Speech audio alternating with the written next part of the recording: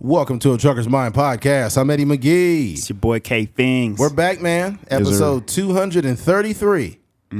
Let's get right into it. Recently, cops released an image of lusty couple accused of performing sex act at an Oakland A's game. All right, and here's a little bit of a backstory. They're what you call public fuckers. After they were kicked out of the stands for their raunchy display. Police in California have released a photo of a lusty couple who allegedly performed a sex act at the top of the stands during Sunday's Athletics Seattle Mariners game.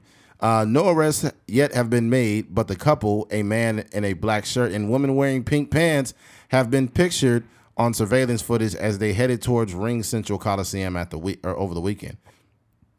Earlier clips appeared to show the woman's head in the man's crotch. Although the resolution of the video was not clear, it was taken from across the ballpark. Nevertheless, it caught the attention of a fellow spectators who decided to recorded the alleged lewd act during the A's versus Mariners game. Here's my issue with the people. Like, if I see somebody fucking and they're way across the stadium, I'm not going to report it. This is probably, I hate to say it, it probably was a woman with a bad sex life, and she was bored with her husband, and she was like, hey, look, they're doing what me and my husband don't do at home.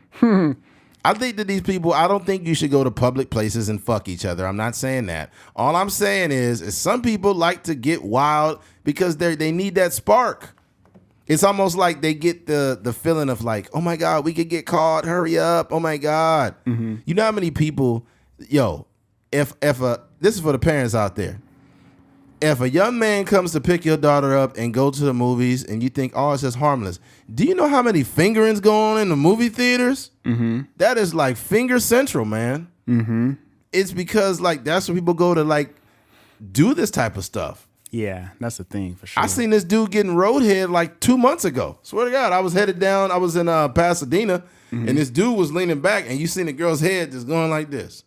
Topping him off, huh? And he was like swerving like a motherfucker. Swear to God, dead serious. I believe it. He took the exit and left, but then I looked down and her head was just like this.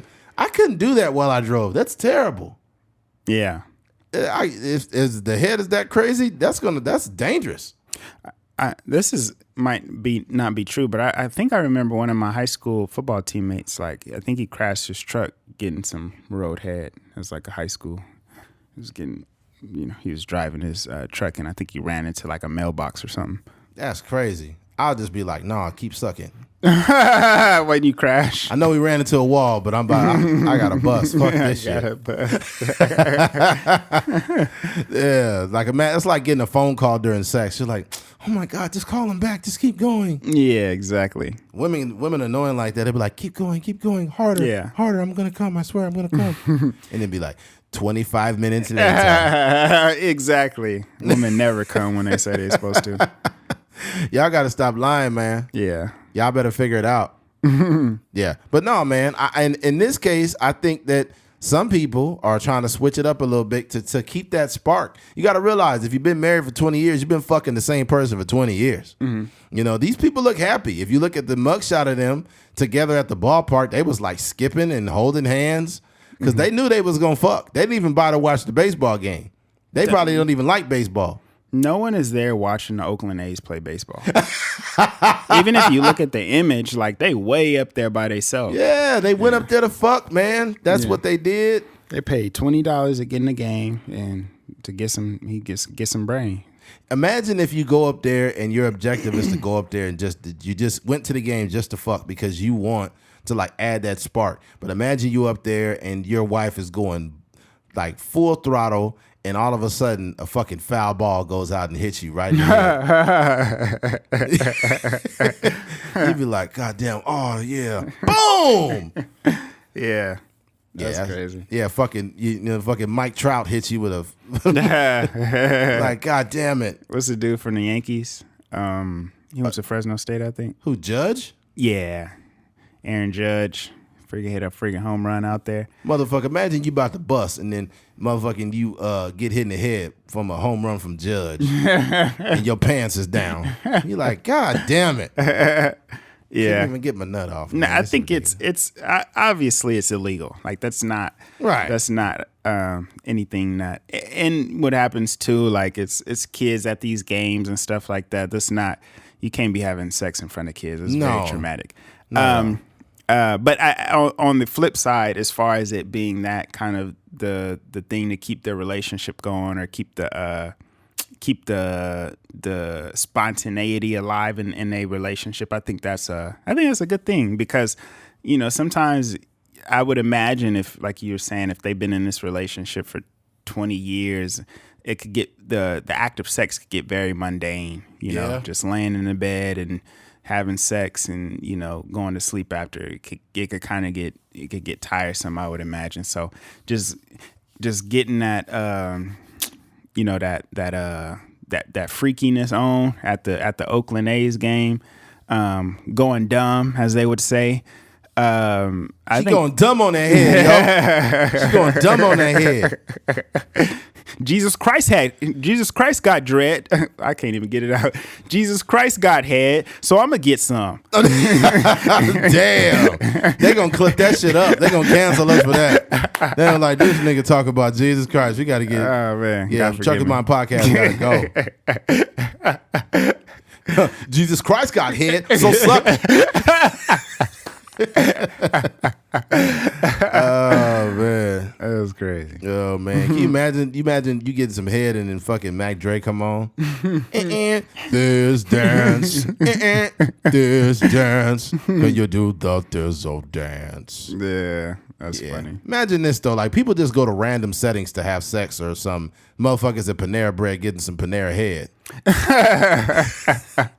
This is what people do, man. Yeah, this is what people do. Get people getting fucked in cars and shit. And I think what it is a lot of couples like to have sex in public because it's like they got the element like, oh my God, we might get caught. Like, oh my God, and it turns them on. Yeah. But it's a lot of married couples that do this shit. This is not like some new story. Like this happens all the time, and they almost want to be like. They want to get busted and be like, hey, get out of here, you guys. What are you doing? But you don't know that the girl's like 38 and the dude's like 41. But they need that spark. This is what people do so they don't like cheat and shit like that. Yeah. They be like, we're going to go to, and they probably pick their places, right? So I say where they were located in the stadium, I don't think that was a big deal personally. But this ain't the first time somebody was fucking at a game. Oh, for sure. That just means you ain't got enough people in attendance. That's the biggest issue. Yeah, y'all need to work on. Maybe this will inspire people to. It's just like I remember people used to go. They would watch like movies that have been out for a long time, or they would go to like the East Hills Mall or something. When it was on its last limb, and that was like the movie that they would go to get their fingering on, or maybe get smacked in there or something like that. Yeah, so that may be like maybe they won't sell to people interested in watching the Oakland A's play baseball, but maybe they can sell some tickets to people that just want to show up and have sex in a public setting. That'd be real. Yeah. Like go up to stage D to get some D. Yeah, there's a whole brothel in there. Yeah, man. Well, hey, shout out to them, man. Just make sure y'all, as long as y'all don't fuck around kids, I don't care where y'all go. Yeah.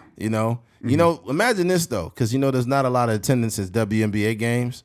Imagine if you just like people just figured that out, and they go up there with a LA Sparks jersey and everything, and just go way to the top. Yeah, like it just be in there smashing. A basketball arena might be a little. It has its pros and cons because in the baseball stadium, it's out in the open. It's primarily baseball stadiums are outside. Yeah. But it's just kind of like. It's so open that you could see around. You could see everybody. Yeah. You know what I mean? But in a basketball arena, the lights are a little dimmer in there, and everything is not as visible, you know, in terms of like the upper deck. Kodak Black was getting twerked on. They thought he was fucking at the hockey game. Yeah. He like, yeah, man, throw it back. Yeah, man. The jury is still out on that. Yeah, he probably was fucking. Yeah. He like, feel like Christmas, feel like water. I'm a gremlin. We could have been superstars. Yeah, switching gears. Recently, Kanye West went on like a freaking tear on Twitter, just talking about everybody. But I just had to like really bring this tweet forward, or not even, this was on Instagram, excuse me, not Twitter, but it was a little bit of Twitter and Instagram, but mainly Instagram. This is what Kanye West said about Kim Kardashian. He said, Kim has diarrhea a lot, like way more than a normal person should have it. Oh my God. Yo, this is like, if I'm gonna read this in Kanye's voice. Kim has diarrhea a lot, like way more than a normal person should have it. You ain't got the answer, Sway. Kim got diarrhea. What we gonna do about that? The Medici brothers, nobody want to sign me. That I'm all by myself. I need the infrastructure. He'd be like, bro. That nigga Kanye, his like thoughts be so like random. Yeah. He'd be like, Jesus Christ turned water to wine, and I made the Yeezys. And he'll just sit there, and niggas would be like, so I asked you how you were doing, Kanye West. I don't need to tell you how I feel. I just told you how I felt, and you invalidated me, sir. All you had to do is listen about the Yeezys. That's how I'm doing. You'd be like, are you having a manic episode? Every time I try to tell y'all something, you talking about, oh, Kanye is crazy. Kanye is crazy. I'm like, bro, this guy is really off his rocker. He needs to really take his medication. I genuinely mean that.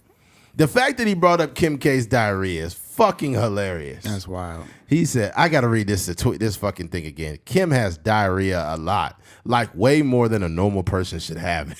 That's wild. That's hilarious, bro. Like, I wonder how mad they are. Then underneath it, it had a reply. It said, please stop posting our private text messages on Instagram. He said, this is what he said. He said, bitch, I know you texting this from another toilet. Wait, Kim responded to him? This is what it says. Please stop posting our private text messages. No, who says that? You didn't say who said that. I don't know. It might be Kim. Oh, you're screenshotting a text message. Yeah, I got you. I'm looking at it. It says, please stop posting our private text messages on Instagram. He said, funny. Bitch, I know you texting this from another toilet.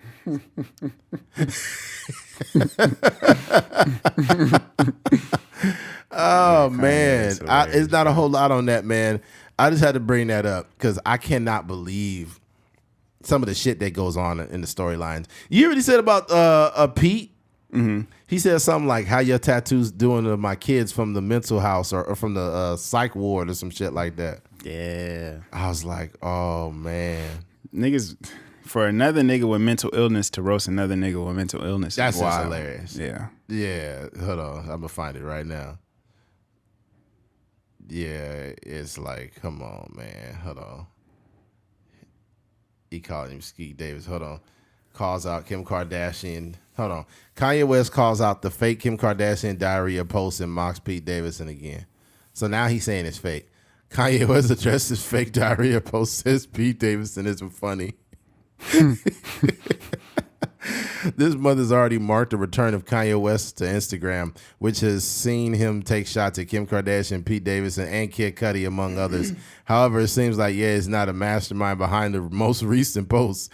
He took on to IG Sunday to say that the diarrhea post about Kim was fake. This was not from me, he wrote. That ain't lying. Someone copied my style of text and wrote somebody copied my style. He then took... That nigga Kanye got a ghostwriter on it. Yeah, he said he then took a jab at Davidson. I like to post comments because y'all niggas is hilarious. I love funny people, and I think that's one of the reasons me and Skeet could never been friends. Yeah, continued. I like to fight with jokes. Sometimes we gotta laugh to keep from crying, even when we dealing with serious topics. Shit be the funniest, it's true. Yeezy also listed his favorite comedians and commented on a recent post he made about a Universal employee commenting on the rapper's fashion choices. That nigga that commented on my outfit really does work at Universal. Oh, Kanye's lost it. Hold on, it's another post too. This shit is funny. He put, this was not me. Someone copied my style of text. Oh, he posted that up there. Mm-hmm. I think Kanye posted that shit, bro. Yeah. I think he did. Because it's on your fucking page, Kanye. Damn. Anyways, we're going to move on from this. Switching gears. A family given $10.4 million instead of a $100 refund go on massive spending spree. So here's what happened here. I'll pull up the article. Basically, a family was given a refund, but instead of getting $100, they got fucking $10 million. All right. Bam. Here it is. All right. Family given $10.4 million instead of a $100 refund, go on a massive spending spree and buy their dream home. But now they have to pay it all back. A high-profile cryptocurrency trader that uses film star Matt Damon in his advertising mistakenly transferred $10.5 million to the Melbourne woman. The error happened when the company intended to give I don't know how to say Travanagarhi Manavev a $100 refund in May 2021, but mistakenly entered an account number in the field of the bank transfer that was meant to be the dollar amount. The $10,474,000 mistake was only discovered in the company audit just before last Christmas, 7 months earlier, the transfer. So they was chilling for a minute. Dang, they was millionaires for a minute. Hell yeah. 7 months, sheesh. Hell yeah. When Crypto.com tried to get its money back, $1.35 million had already been spent on a luxury 5-bedroom house, and the rest had been moved to another account. Yes. That's what y'all get for changing the name of the Staples Center. Yeah, fuck y'all. I'm so glad they took the money. The company then launched legal action against Miss Manaville and her sister. The purchased house in Melbourne suburb of Cranagan, whatever, which has 4 bathrooms, a home gym, a cinema, was bought on February 3rd, the Herald Sun reported. 4 days later, Crypto.com made freezing orders against Miss Manaville's bank account, but court documents showed $10.1 million had already been moved to a different joint account, and $430,000 had been transferred to her daughter, Ravina Vihan.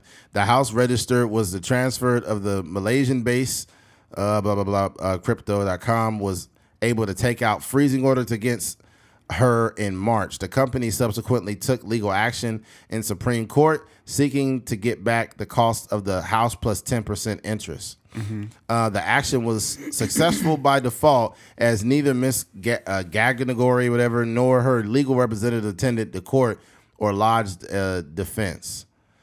Here's my thing, man. Look here, man. Shout out to them people, man. They did the right thing. Because you know what? You could call them and say, hey, man, you guys mistakenly gave me $10.4 million. But, man, you just missed out on a lifetime. If you tell me that my worst punishment is I got to pay it back, okay, cool. Not to mention, you know what's hilarious?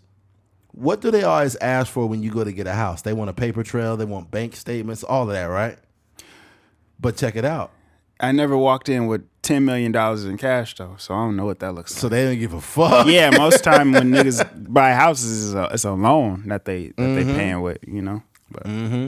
So you come in there with $10 million, say, hey, I want this home. Yeah, but I mean, what is the conversation? It's just like transfer the money here, sign these documents, and now you own the house. Yeah, but see, you know what I would do? I would literally, they transferred the money to different accounts, which was smart. But I would have took a minimum $500,000 or I would have took about $3 million cash to where they'll be like, hey, we want this money. And we'll be like, we gave it away to people. We don't know where that money's at. Because if you come from me and I got to give you back 7, 8 million, whatever, right? And you could freeze all my accounts that have the hundreds of thousands of millions of dollars. I need cash on hand, so when y'all fuck me and take all the money back, I still got $3-4 million. I don't never have to work a job anymore. I ain't got to do nothing. And I'm not about, y'all could say, hey, you got to pay us back this. I'll be like, hey, I can't pay you that because I actually work at Fast Strip again. You know, that's what I would do too. Get a regular job. Get a regular job. I get a regular job and I'll probably get a part-time job. That's what I do. I get a part-time job for like 5 hours, like an after-school program or some shit, you know, and then not work no other time and just live off my millions of dollars for the rest of my life. Yeah. And I'm not depositing no money into a bank no more. I'm just going to keep that shit cash. Yeah. Yeah. I think, I don't know. I feel kind of both sides. I feel both ways about it. Like, that's not their money. It was an accident, Right. and they got cashed out. Like so many times more than they actually deserve. Right. So essentially, I wouldn't call that stealing, but that's just not their money. So No. for them to go and buy all these things, it is kind of like that. Okay, you're getting back at the big corporations and all that, for them making a mistake, but it's just not their money. So it's kind of like, I don't know. In that situation, I don't know what I would have done, and I haven't been in that space, but I've been in a position where I'm in Walmart and I pay for my stuff, and I might walk out with like a soda or something that I didn't pay for, a bag of whatever that I didn't pay for. And sometimes, depending on the time, like I'll just go back and be like, hey, I walked out with this. Let me scan this real quick and pay for it. Just because I don't know, I just don't like that negative energy. I got some free honey mustard the other day. I was like, fuck it. You just took it? Yeah, I was like, God did. Yeah. Yeah. But I mean, if it does, and it already happened, they had a whole plan. And like you said, it was 7 months of them just living it up. So that's great. And I think they did, if you're going to steal, and I'll just use that as loosely, steal, then you got to do it the way they did it. Buy you a crib. Yeah. That way you invest. Obviously you invested in an asset. Spend like 10% of your money on a crib, and then you got shoot some to your kids or whatever the case may be, and then transfer that money. I think for them to already be in crypto, if they're getting a $100 refund from crypto.com, that means they already doing research in terms of like investments and assets and stuff like that. So their mind is probably already in the right space. They probably thought it was just a blessing. Yep. Thank you for giving me the capital. Oh man, this was gonna take me 30 years to get this. They living it up. I don't know why I thought about Ja Rule with that song. To all my niggas that be living it up and say, what do I do? Among the niggas that be living it up and say. Who was on the hook? I don't know. What do I do? I'm up a nigga that living it up and say. Yeah. Ja Rule sounds like he eats cigarettes. He's had the same voice for many, many years. He had a raspy voice. Remember that old song with Jay-Z? Can I get a what to my niggas that's under the players who don't love dope? No. Can I get a woo woo? Don't got love, niggas without jobs. Yeah. And then Ja Rule was like, I forgot his flow, but that came out in like 99. Yeah. Yeah, that song was hard. Yeah, that was early. With yeah.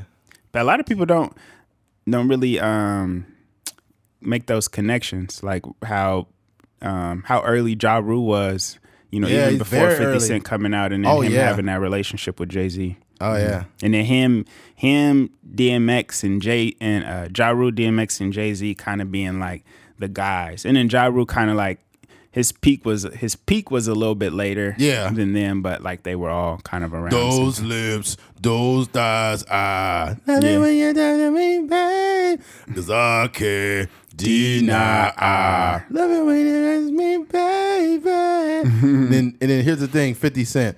I can't stand a nigga that sing on every song. It don't make no sense. 8 months later, I just want to chill and twist the line. Just wanted on my 745. You drive me crazy. It was actually I wouldn't say like a mudslinging at his finest, because 50 Cent knew that he was singing. He had a lot of melodies on his song. Yeah. Many men. Many men. Doom, doom, doom. Wish death for me, though I don't cry. That's like he's singing. To the sky no more. That's back when he had like, it hadn't been too long since he had been shot, so his mouth still sounded like he didn't open it very much. Yeah. Won't look to the sky no more. Yeah. Yeah, man. Yo, that album to me, bro, if we got to talk about albums that are at the top of hip hop, that 50 Cent album might be a top 5 album Get Rich of or all Die time. Trying. Get Rich or Die Trying, one of the best hip hop albums. Yeah, I don't might be top 3, honestly. Top 3. It might be top 3, bro. Because I don't know one. Every song on the album was a fucking chart straight topper. Heat. Even the songs that wasn't singles was heat. Is heat, all of them. Nuts. You had Many Men. You had In the Club. I honestly thought the word, and I would have to look at the album again. I probably thought the song that I didn't like the most was Wanksta. Yeah. And that was the first single. And after that, it was straight boom, In the Club. Boom, boom, boom, boom, boom. Boom. It was, I forgot about Wanksta. You got Wanksta, 21 Questions. 21 Questions. You got If I Can't Do It. What's that one called? I forgot the name of the song. I'm going to make the champagne bottle pop. I'm going to take it to the top. That whole Show album was a happy, fucking baby. chart topper, man. Yeah. Fuck. I'm trying to think of it's so many. Yeah. I can listen to that album right now and it's still relevant. Fire. Yeah. It's still fire, bro. It just had an energy like that. Like I'm here. Yeah. Like I'm here. This is 50. Like this is that came out my senior year in high school, bro. That was 2003. Yeah, 50 Cent was so hard, like in terms of like writing like songs, especially like the hooks. Was hard too. G-Unit. You know who one of the most underappreciated artists, but he probably one of the dopest for like people not really talking about him? Lloyd Banks. Yeah. Lloyd Banks was so dope, bro. Yeah, The Hunger for More, that first album, man, that shit was crazy. Yeah. It's still dope to me now. Hunger for More, and then he had like Hunger for More 2. That was dope. He had an album that came out not too long ago, a couple of years ago. It was dope too. Yeah, I remember you as a huge Lloyd Banks. You always thought he was the best G-Unit. I think you thought he was the best G-Unit artist. Yeah, Lloyd Banks was fucking dope. Hey, Young Buck was hard too. Yeah. But then I found out he was out here, liking booty and whatnot. That's crazy. He's like the last nigga you would expect to be doing that. He's like, man, I don't fuck with no punks, man. I don't do none of that, man. And 50 was just laughing. And take that to his grave. 50 had him on the phone like crying. Yeah. I'm like, come on, 50. That's cold-blooded, man. You gotta do that it's hard for those type of groups to stay together. Benzino and Benzino got busted with a trans person. Really? Yeah. Oh, yeah. Him and whatchamacallit? Bobby Valentino. Oh, Bobby Valentino got busted with a trans person. I think they all know that these are trans women, bro. They all know it. It's a thing. I think that there might be like a trans. Bobby Valentino, where's my money? Bobby, what are you doing, Bobby? And Bobby Valentino was running out. He's running out the room. And it's like, bro, you know that's not a woman. The voice, and you know that. You know. Bobby, why don't you talk to the people, Bobby? Yeah. Like, yo. Yeah. That's wild. When she's strictly requesting anal, there might be something going on there. Yeah. You might want to look a little closer. There's some balls down there. Yo, remember that song? G-Unit, that first album they had, that shit was dope. Yeah. Like G-Unit, I want to get you loving. Yeah. I really want some things. I want to get to know you. Wow. Yeah. Just straight heat for like 2-3 years straight. They had a crazy run. Bro. Remember that was like G-Unit, but we in it. Yeah, that shit go crazy. Was that on the album too? That might have been on Get Rich or Die Trying. Yeah, it was. Bro, that whole album was stupid.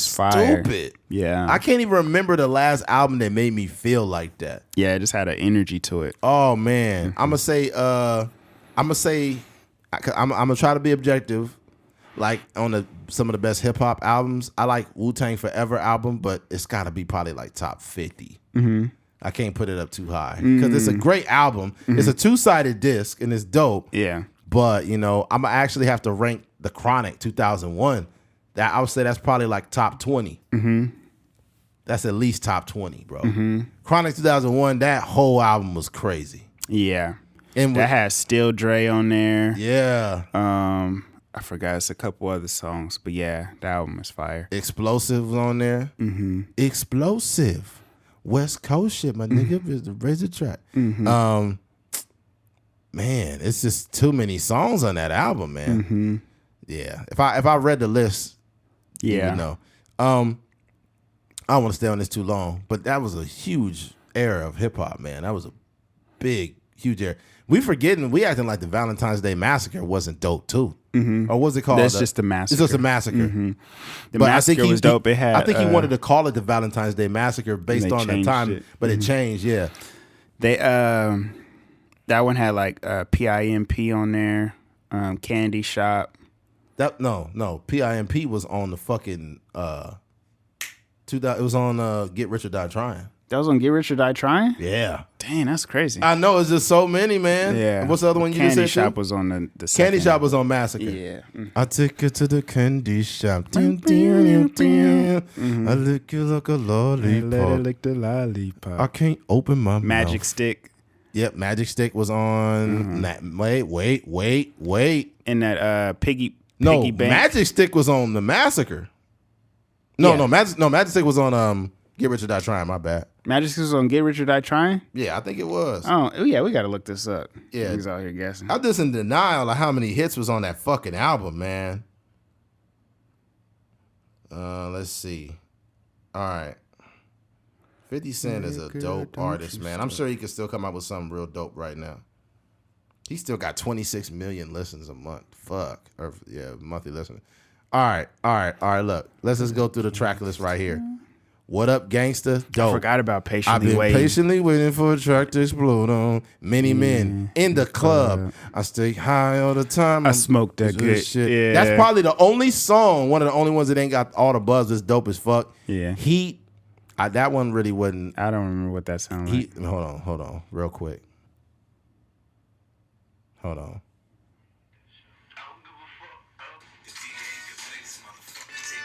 That song was hard. Yeah, I gotta turn that off. So we get no. Yeah, that song was hard as fuck. If I can't. Bloodhound with Young Buck. I don't really remember that one for some reason. Back Down. Yeah, PIMP on there. Mm-hmm. She liked my style. Damn. 21 Questions on there. Dang. Gotta make it to heaven. Going through hell. Gotta make it to heaven. That shit was hard. Mm-hmm. This album was just stupid. That's just ridiculous. Yeah. The Massacre was hard too. In My Hood was hard. This is 50. I don't know what you take me for. I really don't play that shit. I'm Supposed to Die Tonight. That shit went hard. Piggy Bank. That was Fat Joe and Jadakiss diss. Yeah. Gatman Robin. I remember Candy that. Shop. Out of Control. Set it off on your live. Get in my car. Yep. Was it? Get in my car. This shit, Rider Music, Baltimore Love Thing, Ski Mask Way, that's all hard. Guns come out. I was in college when this came out. Disco Inferno, let's go. You're now rocking with a pro. Yeah, that shit was just stupid, My bro. Toy Soldier. So amazing. I don't need it. Hate it or love it. Oh damn, I forgot. Damn. On top. Because that song was on two albums. It was on this album and it was also on Games album. On the Games at album. the top. Yeah. Yeah, man. Damn. I remember he said he had to put the lines on there because he was getting a little chunky. Yeah. Yeah. Yep. All right. Well, we just completely getting off the topic. All right. Let's switch gears. Switching gears. The Baby. His show was canceled in New Orleans after fewer than 500 tickets sold. Tough break for The Baby. Bam. All right. Oh, well, it's two things. The Baby actually had like a GIF that he posted, like laughing at it. But I mean, come on, bro. You know, use. All right. The Baby show canceled in New Orleans after fewer than 500 tickets sold. Controversial rapper The Baby will no longer perform at the Smoothie King Arena in New Orleans on Friday, presumably due to low ticket sales. Ticketmaster listing for the concert was deactivated on Tuesday and now reads, unfortunately, the event organizer has had to cancel your events. Before it was taken down, NOLA.com reported that ticket sales were scarce. Fewer than 500 purchased for an arena that can hold up to 14,000. Concert goers for as cheap as $35 a pop. Damn. They don't only pay you $35 The Baby. Fuck. All right. Those who did buy a ticket will automatically refund it according to Ticketmaster. On his website, The Baby now only has 2 more scheduled tour dates. One in Paris, October 29th, and another in Houston, Texas on November 12th. The Post has reached out to representatives for The Baby comment. The Baby has an extensive background of problematic behavior, including making homophobic and misogynistic comments at the 2021 Rolling Loud Miami Festival, which we talked about already. And there's that. Okay, now here's my thing. I got a little bit more to speak about in regards to The Baby. The Baby is one of those guys that comes along every once in a while who has a buzz, right? And when he's having that buzz, everybody's just like, yo, this guy's everywhere, blah, blah, blah. But they're not really good enough to stick around. You could be dope in a small time frame, but if your music cannot stand the test of time, people will forget about you. The reason why guys like Nas, Jay-Z, J. Cole, Kendrick, guys like that stay around is because they found a way to be very dope and also offer people more than just hits. Mm-hmm. They more or less have substance to their music. Mm-hmm. Now, a guy like DaBaby's not talking about shit. Mm-hmm. And when you're not talking about shit, you better find a way to occupy as much space as you can in that time frame. So I was telling Keith, when he said that dumb shit in 2021, and then Dua Lipa had to come out and apologize to people because he made some homophobic statements, and he had just did a massive song with Dua Lipa. That's a crossover record. When you cross over with a massive artist like that and you do other songs with artists like that, that's what keeps you relevant when you're a subpar rapper. Look at French Montana. To me, not that great of a rapper, but he makes so many like appearances on like dubstep records or techno records or just certain songs that's what keeps him relevant. You know, or you got guys like Pitbull who created a whole new lane. Pitbull was just a regular rapper back in the day, mm-hmm. and then he turned into this Mr. 305. Mm-hmm. That he created a lane for himself. Mm-hmm. Him and Flo Rida exist in that lane. There are no other rap artists that exist in that lane but those two. Mm-hmm. The rapper mm-hmm. that only like the whenever pop you party club records, the club records, but like whenever you in Vegas or whatever, I guarantee you're gonna hear Flo Rida or Pitbull. Because Flo Rida got them apple bottom jeans, boots with the fur, and then you got motherfucking, one more actually, I take that back. One more artist that's like them is Lil Jon now. Mm-hmm. But Lil Jon still is on records, but it's all that techno shit or that club sound, you know what I mean? Mm-hmm. That's the only way you get to exist as a subpar rapper is if you cross over into that genre and you can live in it forever. But when you cancel yourself and Dua Lipa has to fucking apologize, now you just a dude that ain't talking about shit and you can't even sell 500 tickets. Mm-hmm. That's embarrassing. Yeah. It kind of reminds me of Blueface. I feel bad for that kid. I think it's something to it, like, and not everybody's conversation is the same, so not everybody's music is going to be the same. 100%. So when you think about the Kendrick Lamars and J. Cole's, like whatever they talk about in their songs is what they genuinely care about. I don't think that I would imagine if you really cared about your community and you cared about just like substance, like your day-to-day conversation is revolved around empowering black people and, the generational wealth in the black all these things that, some of these people that you were talking about actually care about. It will spill over into the music. But I think when you're a person that all you primarily care about is like getting women and spending money and going to the club and just living this lifestyle, that's what your music sounds like. Like you see Blueface, he's like, he has these reality TV shows and stuff that he's putting together. Yeah, Girlfriend's Tooth all knocked out. Mm-hmm. And it's, you put like 15 women in a room and, they just living together and he's making a reality show out of it. Like, I think a person that genuinely cares about the black community, they wouldn't put that show together and their music would sound different. Right. So, I just think it's something about real substance. And we talked about this a while back, like how shocked we were that like Ray Shrimmer was opening up for Childish Gambino. Yes. And, it's packed, it's in the Forum, it's packed in there. And most of the people didn't even show up until until the hour or 45 minutes that Ray Shrimmer, had perform was on there. And then we was looking up the numbers. It was like, yo, they Spotify numbers is way crazier than Gambino. And it just didn't really make sense to us. But what you realize is that there is people that actually have like real substance in their music, people that are like multifaceted, people that have like viral interviews. Yeah. Like you'll be scrolling through the Explore page and it'll be an old J. Cole interview. And it'll be like where him talking about, I don't know, something about, you know, that it was just like super inspiring or how he got on or whatever the case may be. Or you'll see, you know, a Childish Gambino quote or something pop up and you're like, oh, dang, this is like he said this in 2010, but it's kind of coming to fruition now. But when you like people that have like people that actually people actually care what they have to say. Right. Like when certain people talk, we know there's certain interviews that happen and we know it's going to get 1 million views just because they're a popular person.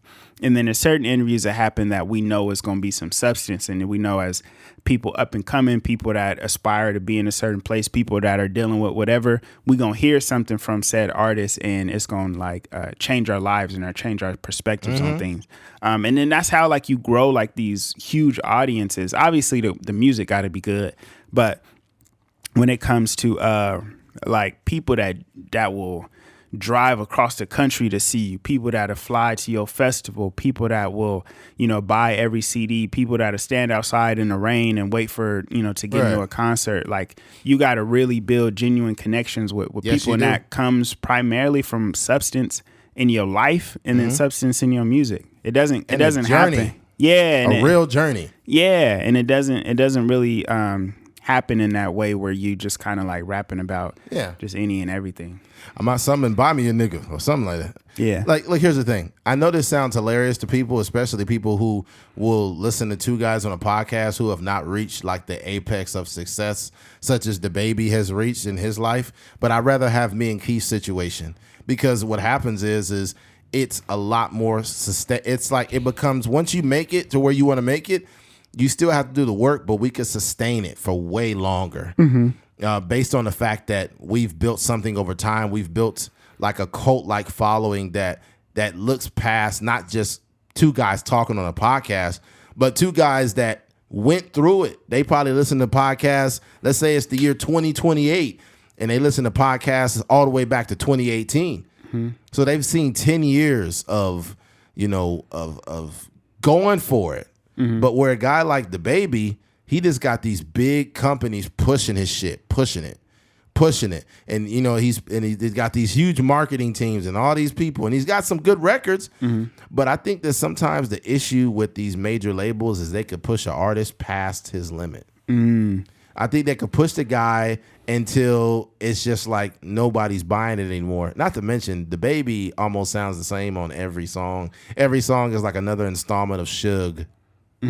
That flow. He's like, I'm not coming to buy me your nigga. And I'm some of the time is big. They kills him, but diamonds and niggas. How tired are you gonna get at hearing that? Yeah. Like, this is what I say about a guy like Ludacris. Ludacris was dope for his time. He really was. He was a dope artist, very original too.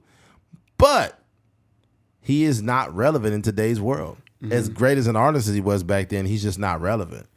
But there are certain artists that can remain relevant the whole time. Like right now. What do you think happened to Ludacris? Ludacris, I just think his sound expired. I don't think he was able to captivate a newer, younger audience. You know, I think that you have to have a certain type of sound to, you know, not only a sound, but you have to establish yourself in such a way. And also, Ludacris got into film. So that also dragged him away. But yeah, I don't know, man. Yeah, I was comparing the baby to like over 10 years ago, this artist named Gorilla Zoe. And I don't want to shit on Gorilla Zoe, but no one's listening to him now. No one's looking for him now. You know, and he had some pretty hit records. He had Hood Nigga, In the Perp by the Pound. Remember him? And he had another song that was completely pop. That song Echo. Do you remember that? You did it to yourself.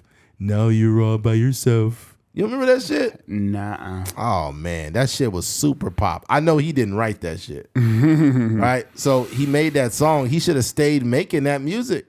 Just kind of stayed in that pocket. Just stayed in that pocket. Like, you can't have longevity being a hood nigga unless you like fucking Juicy J or something.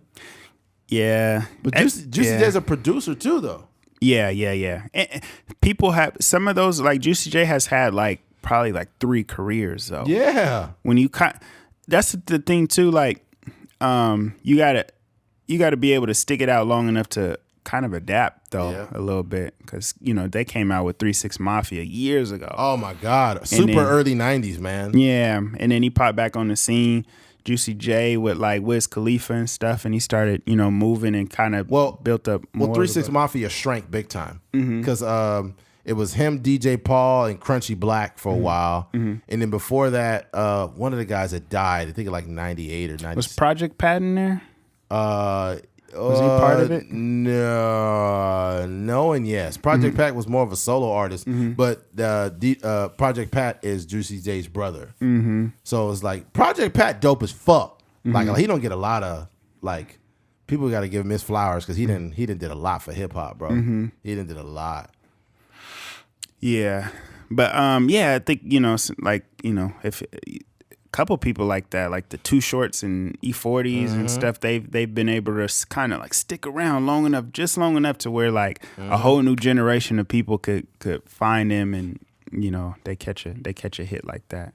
Yeah, you see how on that song on Drake's album, 21 Savage is rapping like Project Pat.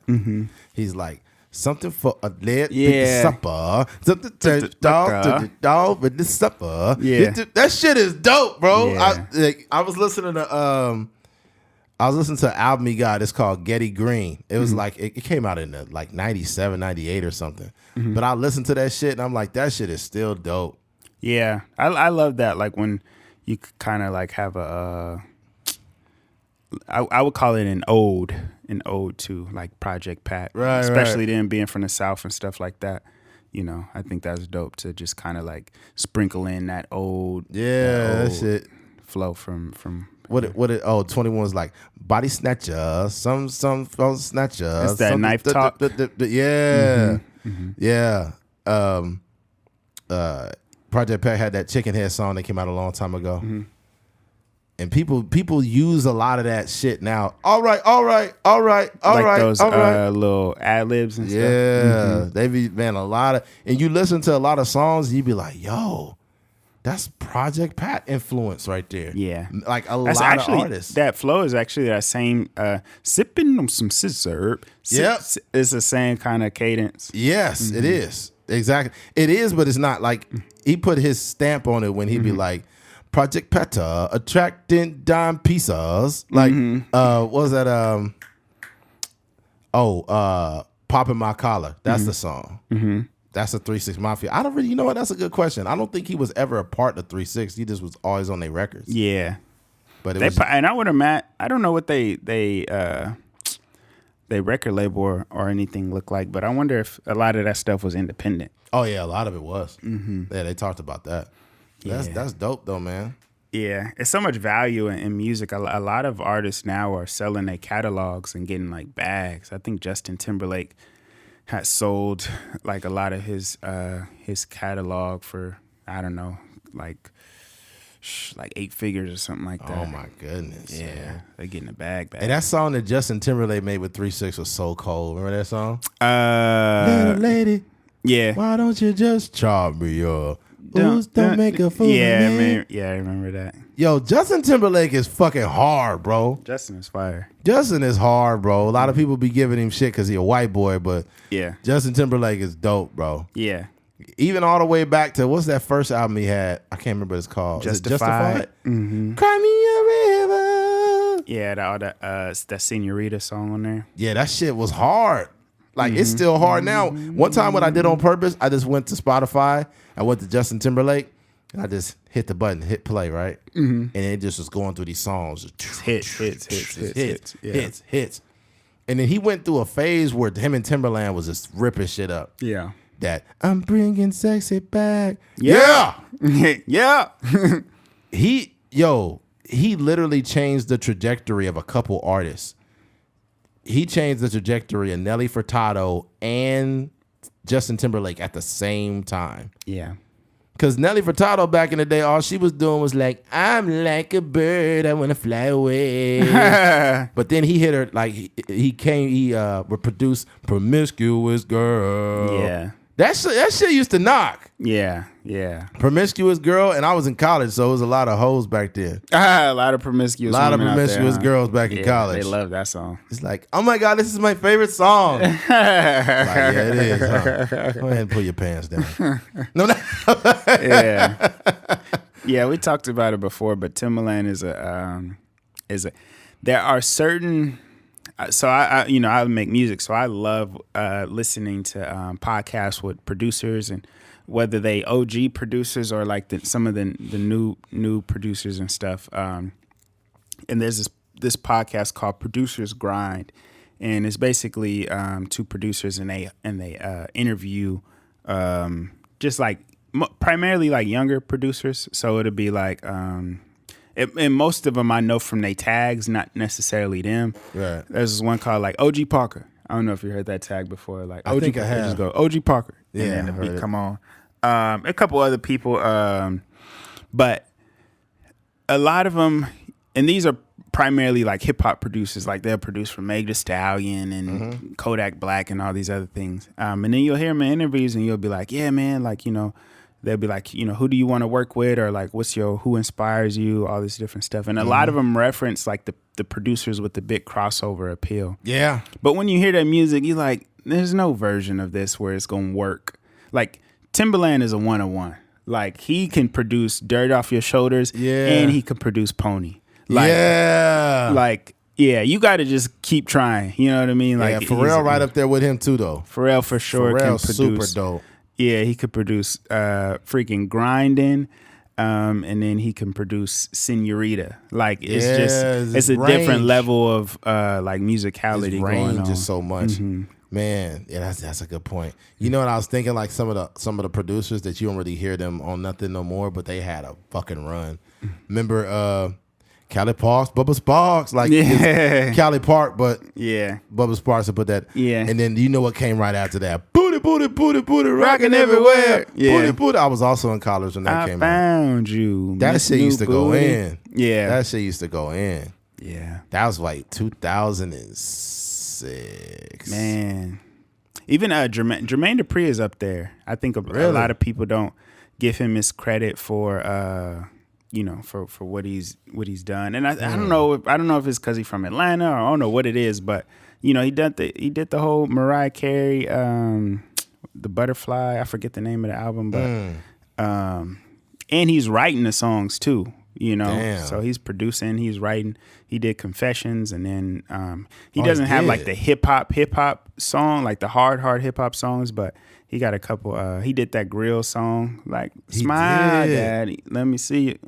Let you see my what? I want to see your grill. That was like 05 that came out, I think. That was a fucking hit. Welcome to Atlanta. I think he produced that. Yeah, he did. Yeah. What it do, baby? It's the Iceman Paul Wow. Yeah. Some shining like a disco ball. Yo, did you hear that song with him and Toby Ngingwe or whatever? Nah. Oh my God, dude. Paul Wall fucking snapped, dude. Going crazy. Bro, I didn't even know he had bars like that. Yeah. He's like, I'm intelligent like an elephant riding with I'm like, yo, this nigga's going crazy. That dude Toby, he had a hard song that he performed at the BET Awards, and I think Fat Joe. I didn't even watch it, but Fat Joe was like hyping it up, like, "Yo, this is the dude I was telling y'all about." And then he came out on the BET with everybody, and Toby. I gotta get his name, but I just call him Toby. But he be coming out and everybody be matching, and he be making songs with his wife, I think. And he's like, they just got like a whole family dynamic up there, and they got like the choreography going on and stuff. Like, and he's another independent artist that be out here like killing it on the independent scene, doing his thing, man. Good times, man. I'll say this to wrap this little conversation up. Look, man, I don't wish any malice on the baby. I just hope he's got his affairs in order, because he's gonna be done soon. I think that it's a couple artists in Bakersfield even that got some low key buzz, like some, they get like a few monthly streams on Spotify, and they probably make some decent money, across the board in terms of they streaming. There's a couple people that have been on like No Jumper and had interviews with different people and stuff like that. Right. But the most common thing that you see is if you ain't got no substance in your music, the shelf life is extremely short. Even for people like that, your star could not be as bright as it was at the peak of your career.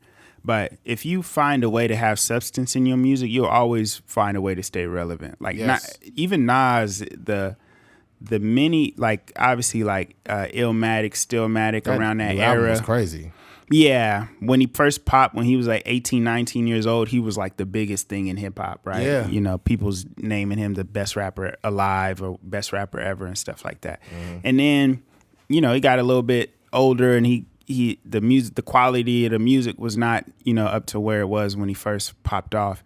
And then he just found Hit Boy, and they found a crazy chemistry. That shit was crazy. And he has a different career now, and he has a Grammy and all these different things. Yeah. So Joe Rogan has shouted it out. He's like, yo, man, this album is fucking crazy, man. Yeah, and Joe Rogan's a huge hip hop fan. Yeah. But yeah, he got substance. So, I think when you have substance in whatever you're doing, whether it's a podcast, whatever, like you're always going to have the ability to speak about your life in a way where it really, really resonates. When you're a person that is like just shoot 'em up, bang, bang, like when you turn 50, you're not killing people no more.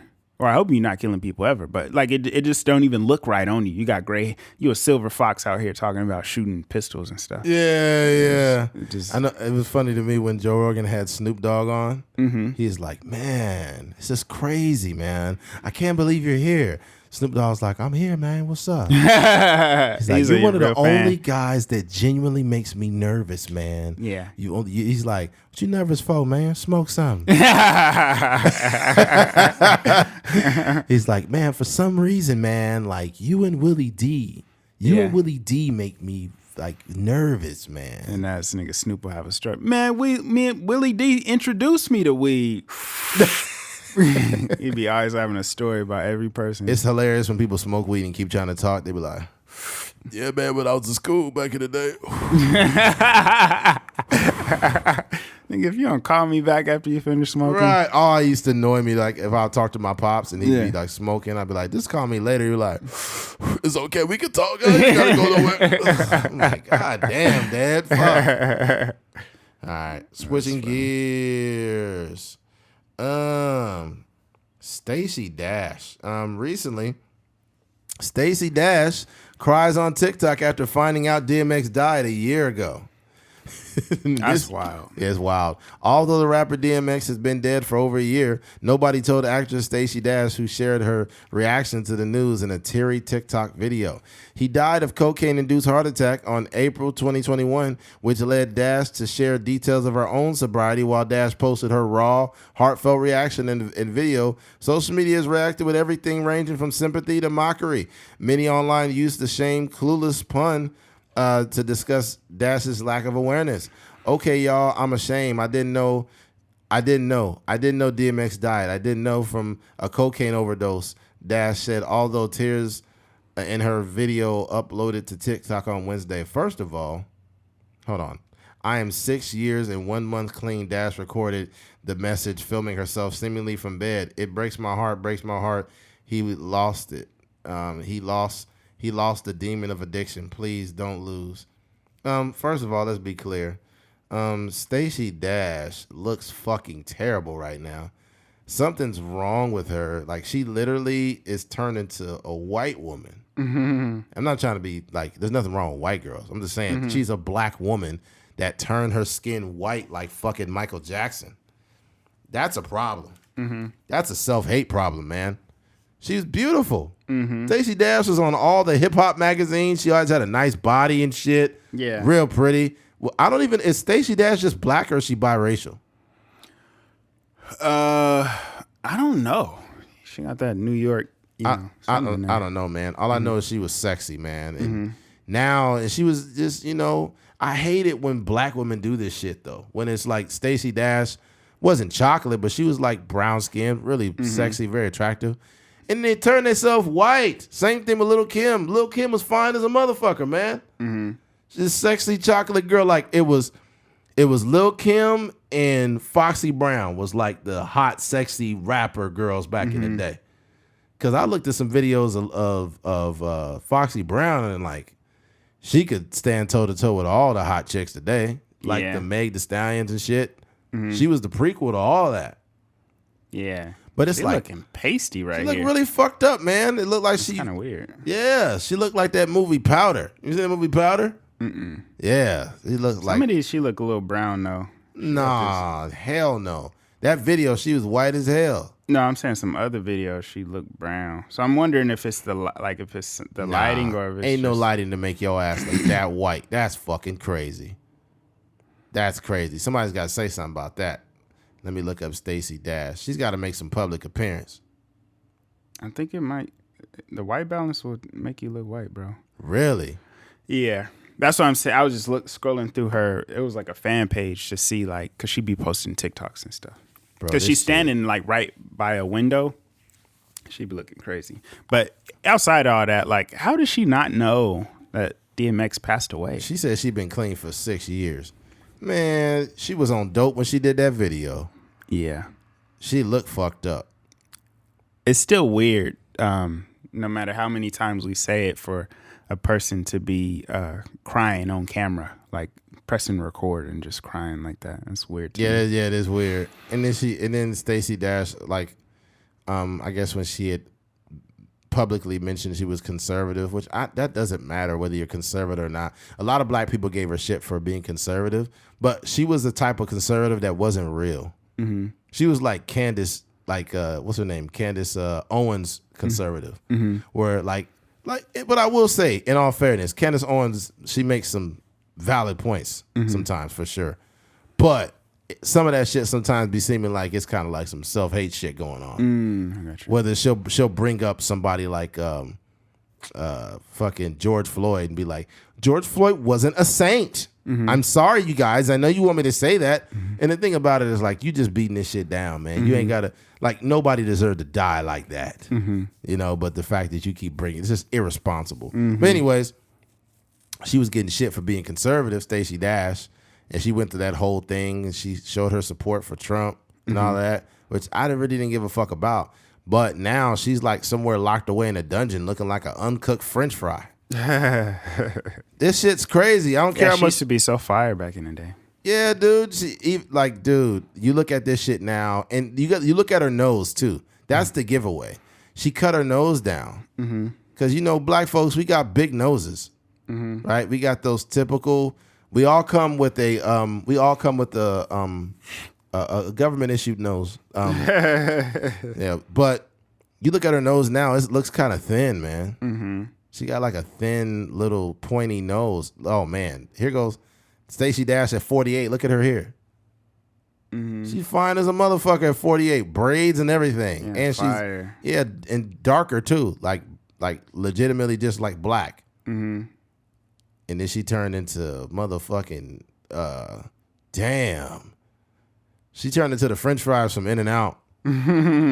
Those got to be oh my God, I've said this before. In-N-Out French fries are the fucking worst, man. Yeah. First of all, you expect for me to wait in that line at In-N-Out for those mediocre burgers, and then you add them fries to it? Nasty fries. I don't think people can think for themselves, man. People love them fries. They love those fries. These are the same people that vote in elections. Yeah. I can't even trust you to know what a good burger is. And I got to expect for you to go to the polls and vote for the right people? The burgers is decent. It's not like burgers the worst burger. Man, they are all right. I'm agreeing with you. But the fries is atrocious. Yeah. Every time I eat their fries, I just want to fight somebody. I don't know who. Yeah. I don't know who made these fries. I just want to fight.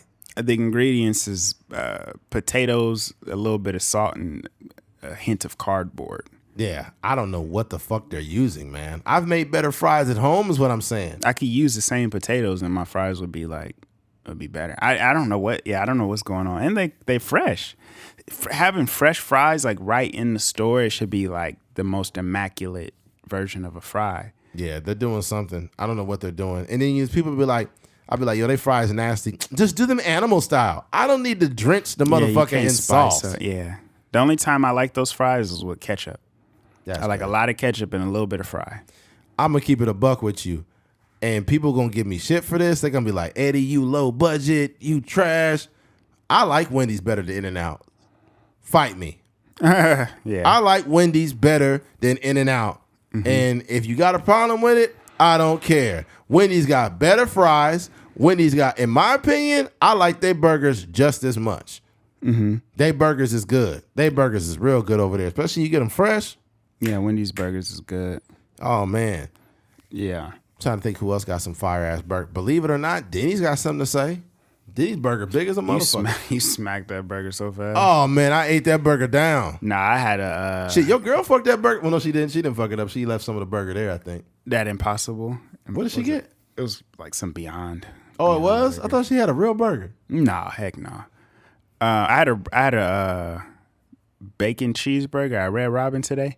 Ooh, yeah, really? Yeah. Tell us more, Keith. I devoured that mug. And they got the bottomless fries. Oh, did you take advantage? I did not.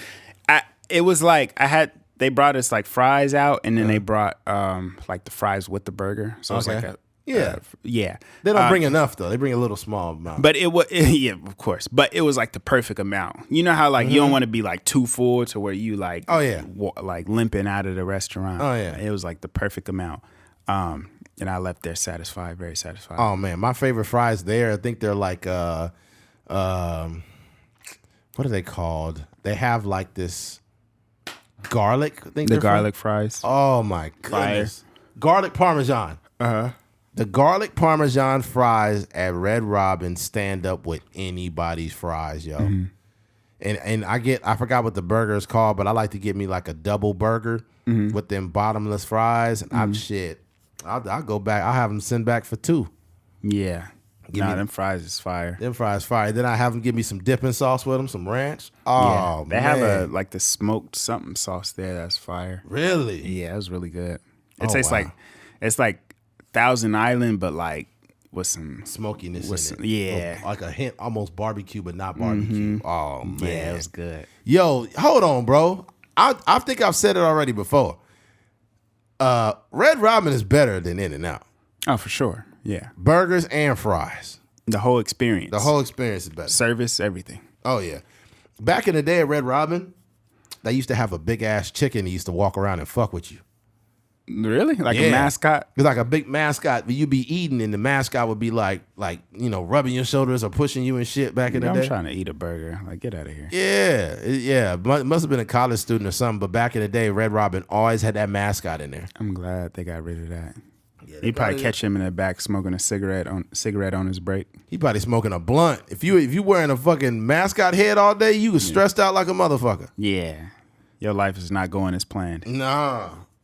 I don't think anybody is like, man, I want to be a Red Robin mascot when I grow up. Yeah, it's a 50-year-old nigga in there with 9 kids trying to feed his family. Wearing that mascot head all day.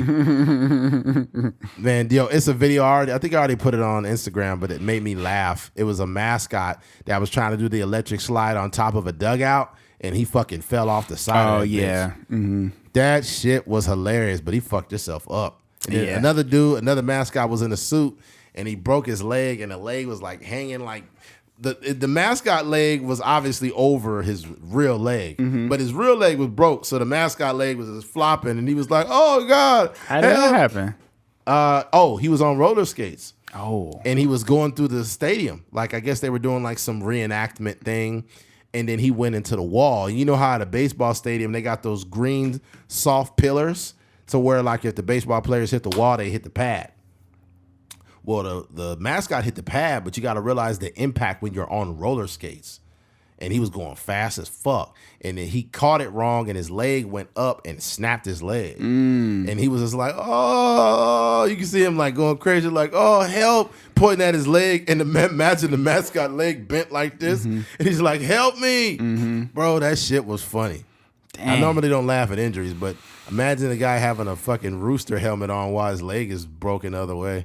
Dang. So he's skating on the little dirt out there? Yeah, but it was like hard dirt. Mm-hmm. It wasn't like the soft stuff. It was almost like AstroTurf. Mm-hmm. You know what I mean? Because back then they had like AstroTurf stadiums that they also used for football games too. Yeah. That AstroTurf back then was fucked up, man. You could hurt. Remember they Carpets. used to wear shoes on it. Mm-hmm. So yeah, I was like, I remember the Rams. They would be greatest show on turf or something like that. Yes, the greatest show on turf, but people were getting fucked up, man. Mm-hmm. They're getting hurt big time. Yeah. Still to this day. That's what they were saying with Odell Beckham. They were saying they gotta change the stadiums back to having regular grass. Oh yeah, yeah. This shit now is still fucked up. It's like little pellets that come out. It's extremely hot too. It's hot. It's really hot. Like all these West Coast teams, like especially at the beginning of the season, it's scorching out there. Yeah. They used to like, I don't know if you remember, like around the beginning of it, they used to have, especially because like college football, it's like the first couple weeks of college football. And you know, it's around the country. It's a college and a D1 college everywhere. So what they would do sometimes is they like say Arizona State, for example, they have a game on a Saturday afternoon. They'll have like the reporters go down there with like the temperature thing. And then, you know, they'll have these mist ACs and stuff on the sideline. And be like, yeah, it's reaching temperatures of up to 115 degrees out here on the field. Yeah, it's ridiculous. Yeah. Stupid. Mm-hmm. Like, what are y'all doing, man? Kids out here playing. They playing on this nonsense. Mm-hmm. It's hot as fuck. All right, let's switch gears. Switching gears. California passes a bill to protect workers who smoke pot off the clock. Yeah, with this thing here, I think that multiple things can be true about this. Hold on real quick. Here we are. All right. California passes bill to protect workers who smoke pot off the clock. California could soon become the 7th state in the United States to protect pot smoking employees. Assembly Bill 2188, passed Tuesday by the state Senate, would amend the state's anti-discrimination laws and the Fair Employment and Housing Act to prevent companies from punishing employees who use cannabis outside work and test positive for the drug. A person can test positive in the hair or urine sample, usually taken in pre-employment drug screening, even if they are not under the influence, but have smoked in the recent days or weeks. The bill would not apply to other tests that might determine whether an employee is currently high. The bill now heads to Governor Gavin Newsom's desk, and he has until the end of September to decide whether to sign it into law. If signed, the law would take effect January 1st, 2024. Goddamn, why so long? Currently, 6 other states, Connecticut, Montana, Nevada, New Jersey, New York, and Rhode Island have enacted laws to protect employees who smoke marijuana at home and while off the clock. Okay, here's my thing. I think they should allow employees to smoke off the clock, and I'll tell you why. You shouldn't allow employees to smoke off the clock at any job, because the capitalist society we live in that puts the amount of stress on us to work at jobs is so much that some people need to decompress, and smoking a joint or taking a bong rip or whatever they're doing to help them out a little bit.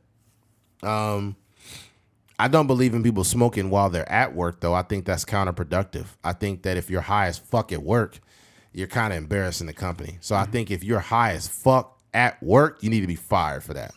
But I think when you get off work and you're off clock, that's your time. It's your business. Yeah. You know? But yeah, man, I don't see the problem. Not to mention, like, we allow people to drink alcohol that kills motherfuckers every goddamn day. People die all the time. Car accidents, DUIs, innocent people getting killed. Mm-hmm. But drinking is not a problem. Mm-hmm. But smoking weed is. We got to update this fucking outdated narrative. It's so stupid. It's just a ran down, like, there's nothing wrong with weed. Some people it could affect them and make them extra lazy. Mm-hmm. But in this case, I do feel that you should not be targeting anyone if they smoke. They need to take marijuana off the drug test, period. Mm-hmm. It shouldn't be on anybody's drug test. Mm-hmm. Like, if you smoke weed, you shouldn't be tested for it. I say you need to be tested for meth. Mm-hmm. You need to be tested for meth and motherfucking fentanyl and shit like that, but not weed.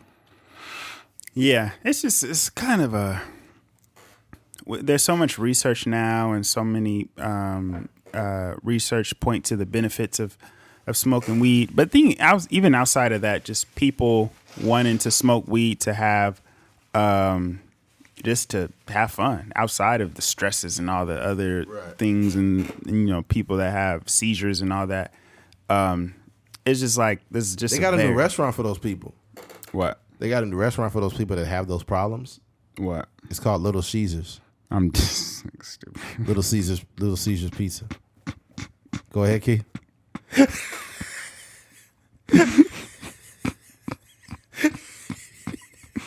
They had a play back in the day. I think I read it in school. It was called Julius Caesar. Oh shit. I know what you're talking about. Is somebody mad? Like, my brother has seizures, you fucking punks. Fuck you guys. I'm not listening to this shit anymore.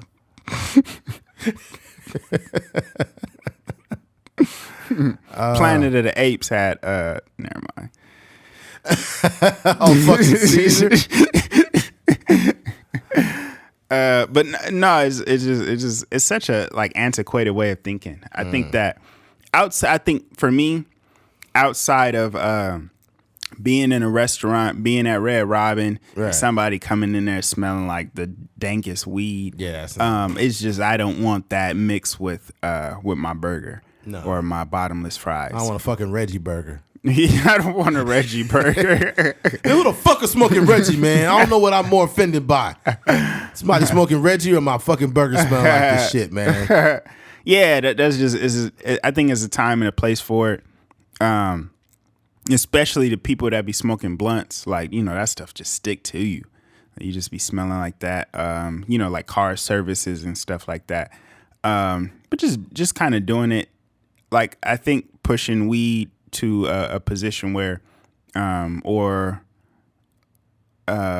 the settings that you kind of drink alcohol in. Right. But more privacy, because you could drink alcohol in public in a lot of public places. Yeah. But just kind of being respectful of people that don't smoke weed and people that are like trying to, prevent their kids from getting secondhand, smoke and stuff like that. But yeah, it's crazy to think that in 2022, like, there's still situations where you could be working at some like ridiculous job that has nothing to do with, you being high, that they're still testing for these things. It's a trip. My brother had to do a drug test, and they're not testing for weed, obviously, because he be smoking a lot. But they don't test for weed there? No. Oh wow. That's yeah, crazy. I know they still be smoking every day. But yeah, it's just a trip to think that this is still a thing. But it's funny because the recreational weed passed so long ago that we haven't really thought about the fact that there's still laws that are inhibiting people from smoking weed as much as they want to. Yeah, man. Mm-hmm.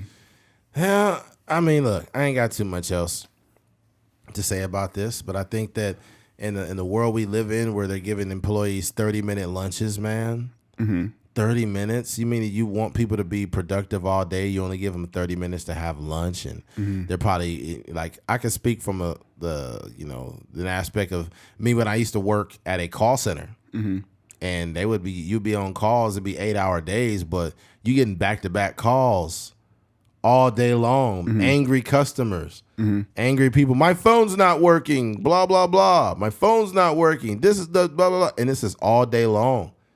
Bro, that was a highly stressful job. I know a lot of people at that job that start drinking a lot and smoking weed a lot. Yeah, and I remember even getting like at McDonald's, you get like 2 10s or like 2 10-minute breaks. It's like, what am I going to do and 1 30-minute break too? Yeah, depending on how long you worked. Right. But what am I going to do with 10 minutes? Like, that's what people go outside, smoke a cigarette or something like that. Mm-hmm. But as soon as I clock out, I'm scrolling through Facebook or whatever, and then, look at a few things, like a few posts, it's already time to go back. Like, what am I going to do with that? What am I going to do with that? Nothing. That's what it is. McDonald's or whatever else, they say you're on my time. Mm-hmm. They're making that 10 minutes that you took for your break, they made more money in that 10 minutes than you made the whole day. Yeah. They could probably get three, four, $20 meal, $30 meal. Somebody might have ordered like $35, $40 worth of food, and they pushing them all through. Online orders, all of that. It may probably, it could get to the point where if a McDonald's is busy, in 10 minutes, it could make a couple $100 easily.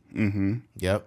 But I got nothing else on this, man. I think my brain is starting to get a little tired, man. Had a long weekend. Yeah, man. You know what I'm saying? Yeah. So, I think we put in a lot of work in terms of like the we not a 2 times a week podcast, but just the effort it takes to remain consistent. Yes. Especially on a Sunday. Yes. You only get 2 days off out of the week, and yes. we always find a way to make it happen. So I feel like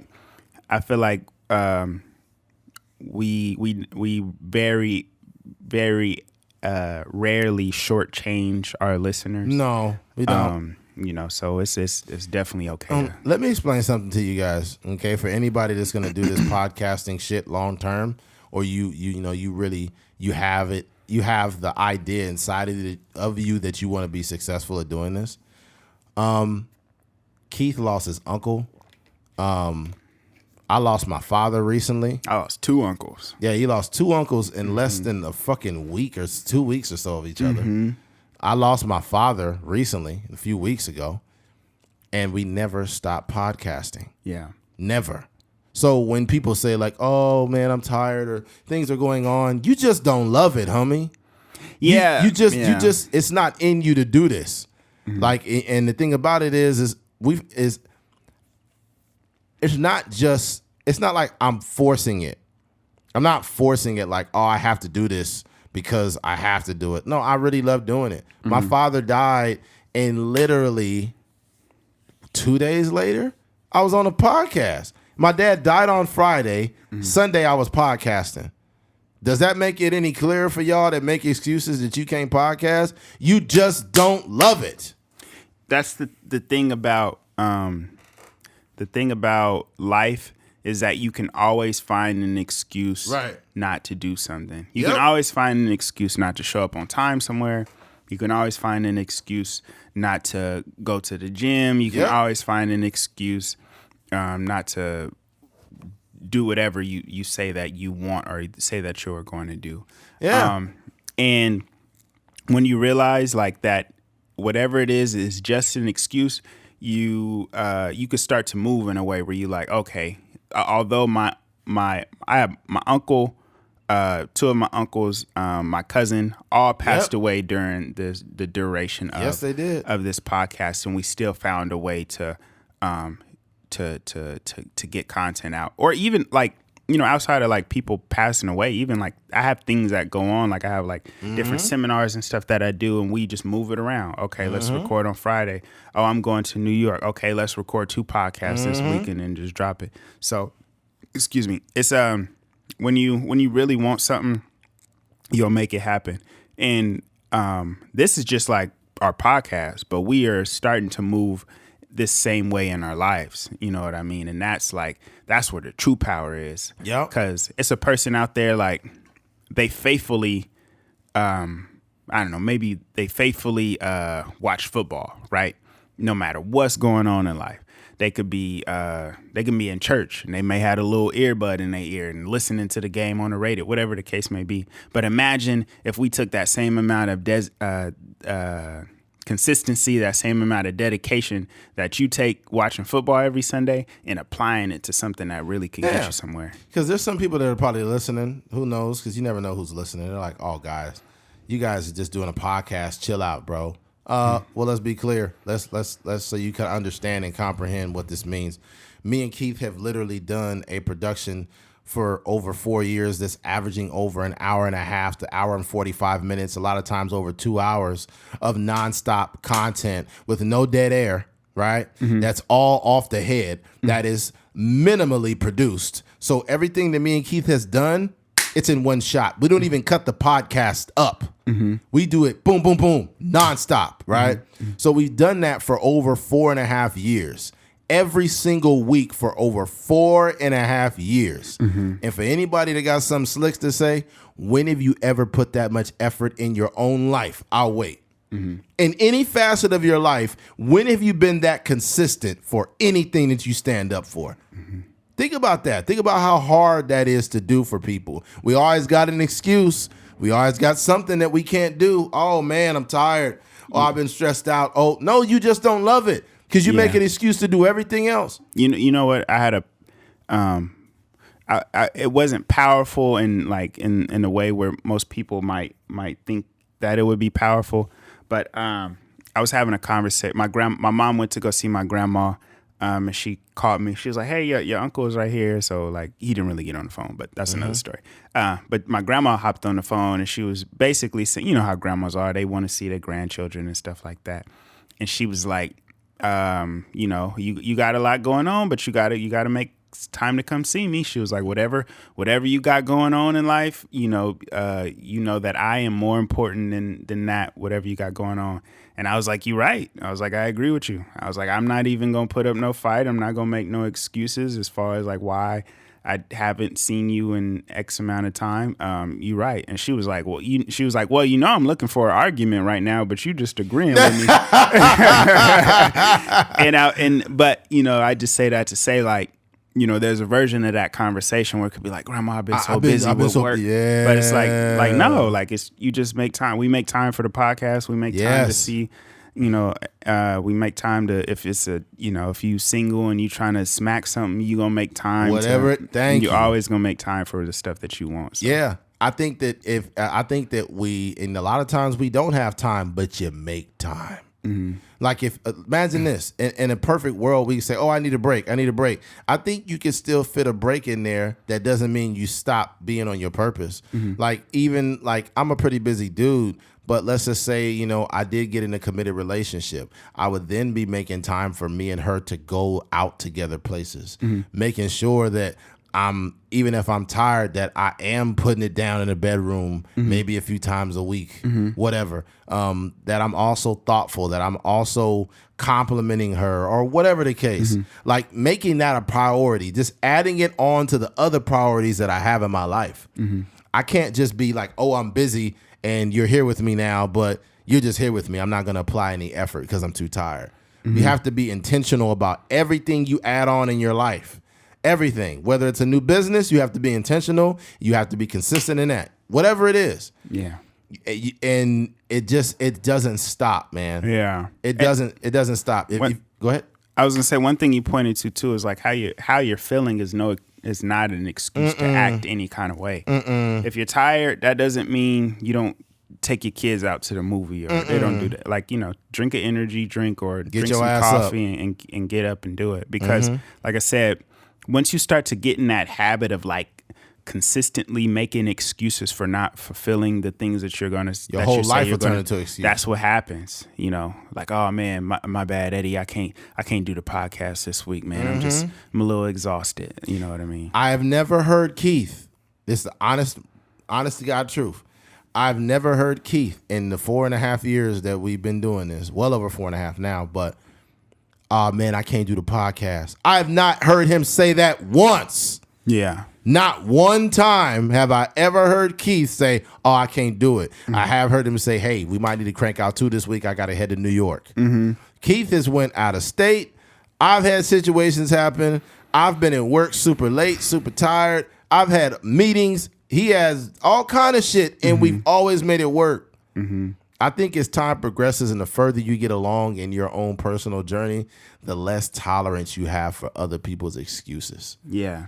Because the more heavy shit you go through in life, my dad gave me his cancer diagnosis while we were recording. And all I did, that's the only time we did a cut to. I went and took my dad's call because he was calling me back to back. told me he had cancer, and I finished the episode. And no one knew that I announced that my dad had cancer until I finally announced it. Mm-hmm. Y'all just don't love what you do, bro. Mm-hmm.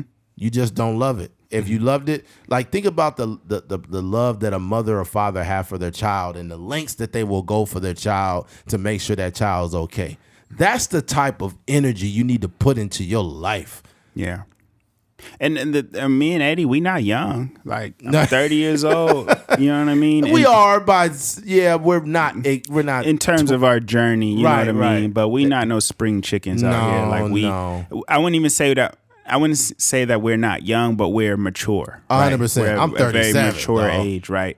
Yeah. And we don't have time to just be like, oh, I think I want to do this podcasting thing. You know, we get calls and stuff all the time from people. And they're like, yo, like I want to get started. What should I buy? You know, I want to do this. What should I buy? Follow up with it. And yeah, but it's one of those things where it's like, dog, we only getting older every single day. And, you know, try that thing. And that's one thing I wanted to share. I'm kind of glad we kind of had this off the cuff conversation. So and I'm gonna make a little Instagram video for my app page, but basically I'm talking to you know how the YouTube algorithms work, and this is just the power of the internet, but I'm scrolling through YouTube, and there's a bunch of SEO or search engine optimization ads popping up on my YouTube. So, you know, search engine optimization is essentially it's like some sort of coding that goes into your websites that allow your websites to be higher up in the searches. Or if you're searching a product, it will go higher. So there's a way where you can do like certain coding and stuff, or you could pay for a service that will allow for your website to be higher up when people search said thing, right? So for those of you that don't know, I have an app. It's a songwriting app on the App Store and on the Google Play Store. And so I was like, oh, okay, that's interesting that these keep popping up. Let me see what pops up if I search songwriting apps. So I Google songwriting app, and it was like the first article is like the Google ads. Mm-hmm. It's like the paid stuff that pops up right when you do it, but it kind of looks out of place because it's paid for. So a lot of times, like I don't know, I kind of tend to skip those because I'm like, I don't want to be sold anything, right? So the first two were like just ads, and I don't remember what the website said, but I scrolled down, and like the third or fourth thing was this article. So I was like, oh, this is like the perfect thing. Like, this is what I'm looking for. I want to see what the market looks like. And a little bit of it is like fear, because I'm like, dang, I'm working on this. I'm still putting things together. I'm still putting money towards it. I'm still trying to market the app to get it out to people. Right. But like, I'm like, dang, I don't want it to be like super competitive because, it's people out there with a lot more money than I have. Mm-hmm. And I'm still kind of working on it. Right. So I click on the article, and it was like the top 4 songwriting apps, right? And I'm like, oh, this is like perfect. So I can look at certain ideas, maybe implement them in my app, refine it. And, yeah, exactly, and just kind of like put my own spin on it or whatever. So I go on there, and the articles top 4 songwriting apps to give a whole little introduction. And the first app is called Tuli. Tuli is an app owned by Joyner Lucas. Like, so it's like it's an app that has you can not upload, but you can like purchase beats on there. It has like the songwriting split sheet. So if you're working with like you're co-writing with somebody, y'all could bust down the splits, and the person that wrote the hook could get this percentage. The person that wrote the verse could get this percentage. And I think it has like certain other contracts and stuff on there. So, it's Joyner Lucas, of course. He's pretty successful. So that's definitely going to be like the number one thing, right? Number 2 was this like another thing, but it's like like sheet music, like what you would put on top of a piano and then read it and stuff like that. So I was like, oh, that's not really like songwriting in terms of like what I'm talking about. So that's not that big of a deal. So I scroll down one more, and then my app is on there. It's number 3. Apollo 16 is on there. So I was freaking out like, yo, this is so crazy. Like an article by a person I've never met before in my life. And it was a powerful moment for me because it shows like whatever it is that, you know, you working on out there, just put it out. Yeah. Like the app for me, it's still some bugs in there. It's still some things that need to be changed. It's still some things that I want to add on there. But for me to be essentially number two songwriting app, you know, next to Joyner Lucas is a huge deal for, you know, for in terms of a person like that's just put his own hard-earned money into the app and, you know, just threw it up on the App Store. So I guess for me, it was just like for anybody listening, like whatever that idea is you have, whether it's a taco truck or I don't know, you got some desserts you want to sell online or you got a clothing line, whatever the case may be, just start. And you just never know, you know, especially with the power of the internet, your whatever business can be on a, you know, the top 5 restaurants in Bakersfield or whatever. Yeah. You just never know. So just do it, man. Yeah, man. Most definitely. And with that being said, folks, we appreciate you. If you made it to this end, let's do this again. If you made it to the end of this episode, we appreciate you. Thank you for listening to a Trucker's Mind podcast. I'm Eddie McGee. It's your boy K Fings. We're out of here. Peace.